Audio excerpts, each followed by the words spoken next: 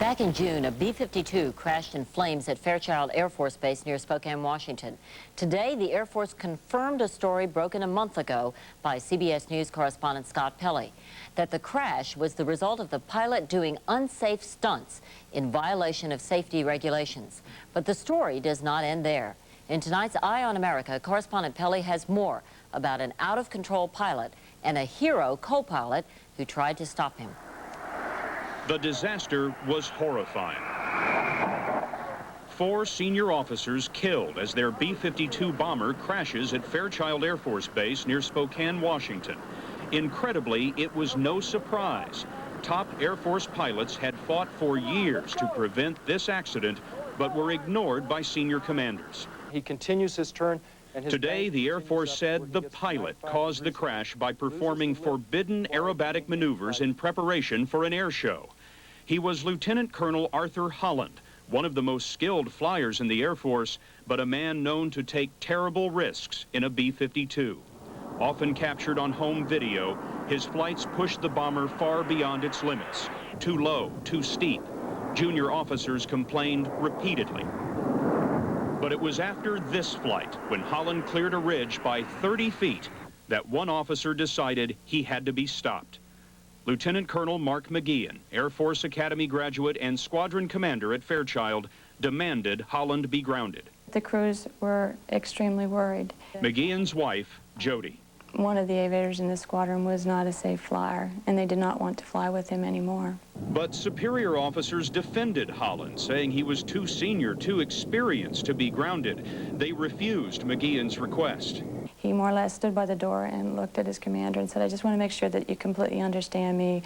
I do not believe that he should ever be able to fly again."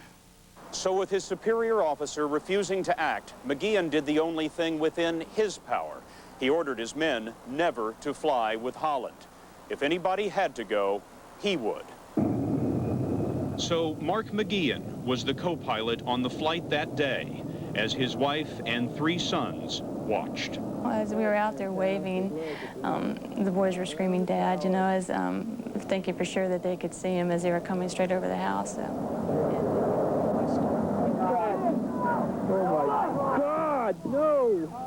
Everything sort of was slow motion. I can more or less just remember turning and looking at the 3 boys, not hearing them, but seeing their mouths move and scream, "Daddy." But they all 3 took off running to go make it to their father. Pilots who witnessed the crash knew the aerobatics were reckless, yet initially Air Force Secretary Sheila Widnall denied it. The things we do in air shows are what we normally do in our training missions. When Congress asked about reports of aerobatics, Secretary Widnall wrote, "The initial investigation found nothing to verify such speculative statements." Today, the Air Force Secretary is touring Asia, unavailable for comment. During 3 years of reckless flying, there was a succession of 10 senior officers at Fairchild who had authority over Holland. The report shows that these men covered for him. There are no official reprimands in his file. Well, I would like to know what they are going to do with the senior leadership up there. Charges are being considered against some officers. Today's report also praised McGeehan and 2 other crewmen on the flight. I'm proud for what my husband stood for.